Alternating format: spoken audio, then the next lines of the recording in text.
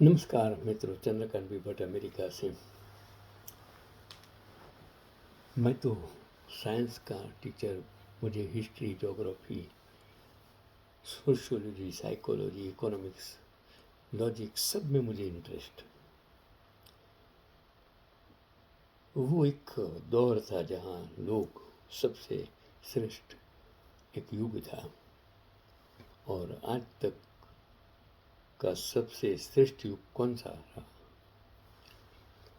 Homo sapiens की शुरुआत से आज तक का समय लगभग 3 लाख वर्षों का है, और इस दौरान मानव जाति के प्रारंभिक काल में लोग मुख्यतः जीवित रहने के लिए संघर्ष करते थे। डार्विन्स इवोल्यूशनरी थियरी, लेमार्क और डार्विन मैंने पढ़ाता था। उत्क्रांतिवाद जिसे हम कहते हैं। भोजन, शिकार और सुरक्षा के लिए दिन रात मेहनत करनी पड़ती थी, और इसलिए स्वाभाविक रूप से जीवन को गहराई से समझने का समय कम था।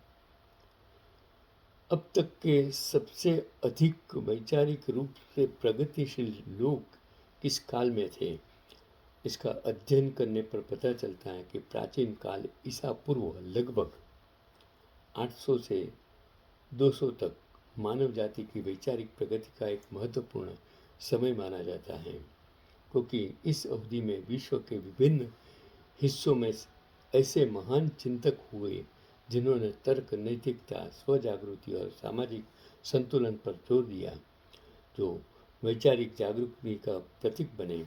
और इस काल में भारत, ग्रीस और चीन जैसे क्षेत्रों में अनेक महान विचारक हुए।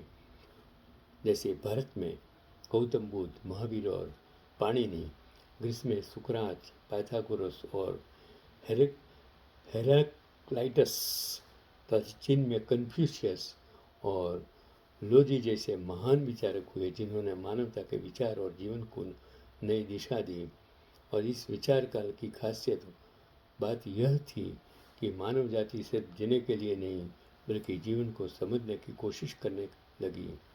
लोग जीवन के मूल सिद्धांतों, तर्क, नैतिकता, आत्मदृष्टि और सामाजिक सहयोग की ओर बढ़े, और इसलिए यह काल मानव जाति के वैचारिक और आंतरिक विकास के लिए अत्यंत महत्वपूर्ण माना जाता है।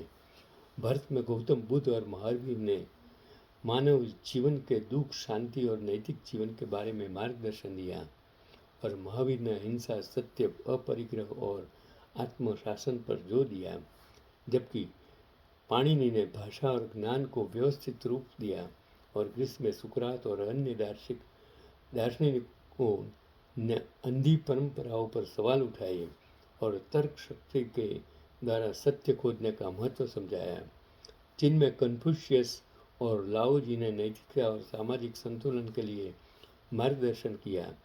हालांकि यह काल बहुत महत्वपूर्ण था, फिर भी एक बड़ी सीमा थी। यह विचारधारा सभी तक नहीं पहुंच पाई थी। अधिकांश लोग आज भी रोजमर्रा की जिंदगी, भोजन, संपत्ति और सामाजिक बंधन में व्यस्त थे। धर्म, परंपराएं और कुछ झूठे रीति रिवाजों ने भी चिंतन और विवेक को सीमित किया। ग्रंथों, शिक्षा और ज्ञान का प्रवाह सीमित समूह तक ही रह गया, और इतिहास उन महान विचारों का व्यापक लोगों पर लंबी अवधि में स्थायी प्रभाव नहीं रह पाया।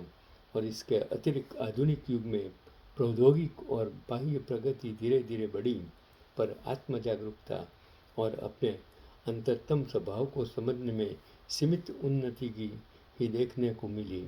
और इसलिए महान विचारकों के विचार उपलब्ध होने के बावजूद हर व्यक्ति के जीवन में उनका पर्याप्त सकारात्मक प्रभाव दिखाई नहीं देता। एक प्रश्न स्वतः उठता है कि राम और कृष्ण जैसे महान पात्रों की अवधि को वैचारिक प्रगति का युग क्यों नहीं कहा जाता? श्री राम और कृष्ण भारतीय संस्कृति में अत्यंत महत्वपूर्ण और प्रेरणादायी पात्र हैं। उनका जीवन और विचार लोगों को नैतिकता, कर्तव्य और धार्मिक मूल्यों की ओर ले जाता है। और पारंपरिक मान्यताओं के अनुसार श्री राम का काल त्रेता युग से जुड़ा माना जाता है, जिसकी अनुमानित अवधि 23,000 से 11,000 वर्ष पूर्व ईसाई जाती है, जबकि कृष्ण द्वापर युग से जुड़े माने जाते हैं, जिनका काल अनुमानित रूप से 3000 से 5000 ईसा पूर्व माना जाता है। हालांकि यह काल मुख्य रूप से पुराणों और महाभारत जैसे स्रोतों पर आधारित है और यह पूरी तरह से वैज्ञानिक रूप से प्रमाणित नहीं है। यदि राम और कृष्ण के युद्ध और घटनाएं वास्तविक इतिहास में घटित हुई होती तो उनके पुरातात्विक प्रमाण, शिलालेख, ध्वस्त मंदिर, औजार या अन्य स्थायी भौतिक साक्ष्य अवश्य मौजूद होते, लेकिन आज तक खुदाई और स्वतंत्र शोध के माध्यम से ऐसा कोई सीधा प्रमाण नहीं मिला है। इसलिए इतिहासकार इन घटनाओं को मुख्य रूप से पौराणिक और सांस्कृतिक शिक्षाओं के रूप में ही मानते हैं।